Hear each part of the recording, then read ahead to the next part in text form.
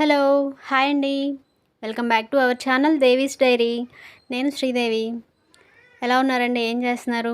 నేనైతే చాలా బాగున్నాను. మీరు కూడా బాగున్నారని అనుకుంటున్నాను. అండ్ ఇంకా ఈరోజు మన డైరీలో వీడియో ఏంటంటే కీర దోసకాయతో జ్యూస్ ఎలా తయారు చేసుకోవాలో చూపించబోతున్నాను. ఈరోజు అయితే మన విజయవాడలో వెదర్ చాలా కూల్గా ఉందండి. ఈరోజు ఇలా ఉందని రోజు ఇలాగే ఉంటుందని ఎక్స్పెక్ట్ చేయలేం కదా.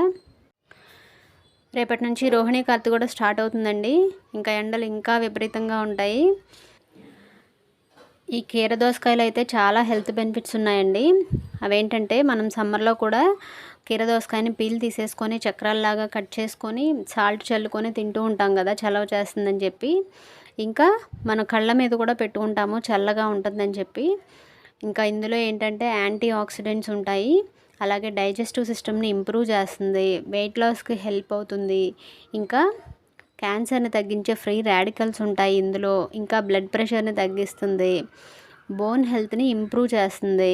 ఇంకా బాడీని ఎప్పుడు హైడ్రేటెడ్గా ఉంచుతుంది. అండ్ ఇంకా హెల్తీ స్కిన్ని మెయింటైన్ చేస్తుంది అనమాట. చూడండి కీర దోసకాయలో ఎన్ని హెల్త్ బెనిఫిట్స్ ఉన్నాయో.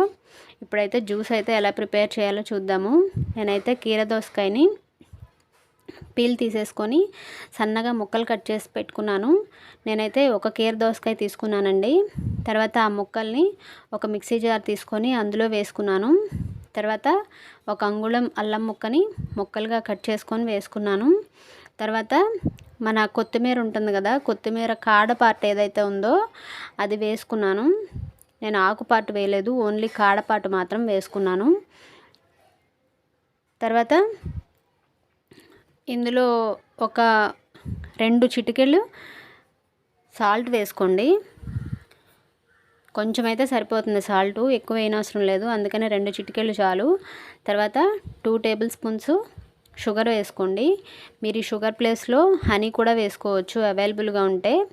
తర్వాత ఒక పావు చెక్క, నిమ్మకాయలో హాఫ్ కూడా కాదండి అది, పావు చెక్కను మాత్రం కట్ చేసుకొని సీడ్స్ తీసేసి అందులో రసం పిండుకున్నాను. తర్వాత ఒక గ్లాసు అంటే 250 ml వరకు వాటర్ యాడ్ చేసుకున్నాను. వాటర్ పోసుకొని మెత్తగా బ్లెండ్ చేసేసాను. తర్వాత చూడండి బ్లెండ్ చేస్తే ఎలా అయితే వచ్చింది. తర్వాత దాన్ని ఒక గిన్నెలోకి వడకట్టేసాను అనమాట. వడకట్టేస్తే ఆ పీల్ ఏమైనా ఉంటే, ముక్కలు ఏమైనా ఉంటే వచ్చేస్తాయి. తర్వాత జ్యూస్ అంతా కిందకి రిన్స్ అయిపోయింది. తర్వాత ఈ జ్యూస్ని మనం ఒక గ్లాస్లోకి సర్వింగ్ చేసుకోవడమే. కీర దోసకాయ జ్యూస్ అయితే రెడీ అయిపోయిందండి. చూసారు కదా ఇందులో హెల్త్ బెనిఫిట్స్ ఎన్ని ఉన్నాయో. ఇప్పుడైతే సర్వింగ్ గ్లాస్లోకి తీసేసుకున్నాను. ఇంకా టెండర్గా ఉంటుందని చెప్పి ఒక లెమన్ ముక్క అయితే వేసాను. తర్వాత ఆ జ్యూస్ అందులో పోసేసాను. ఇంకా దీన్ని తాగేయడమే. చూసారు కదా ఈ కీర దోసకాయ జ్యూస్ ఎలా తయారు చేసుకోవాలో. మీరు కూడా తప్పకుండా ట్రై చేయండి. ఇంకా పిల్లలకు కూడా చాలా మంచిదండి ఇవి. చెప్పాను కదా చలవ చేస్తుంది దీనివల్ల ఎక్కువ. అలాగే డైజెస్టివ్ సిస్టమ్ కూడా ఇంప్రూవ్ అవుతుంది. ఇంకా చాలా హెల్త్ బెనిఫిట్స్ ఏంటో చెప్పాను కదా. డెఫినెట్గా ట్రై చేయండి. ఈ వీడియో కనుక మీకు నచ్చినట్లయితే మన వీడియోస్ని లైక్ చేయండి. అలాగే మీ ఫ్రెండ్స్కి రిలేటివ్స్కి షేర్ చేయండి. ఇంకా మన ఛానల్ని సబ్స్క్రైబ్ చేసి పక్కనే ఉన్న బెల్ ట్యాప్ చేసి ఆల్ అనే ఆప్షన్ క్లిక్ చేస్తే నేను కొత్త వీడియో పెట్టగానే మీకు నోటిఫికేషన్ అయితే వచ్చేస్తుంది.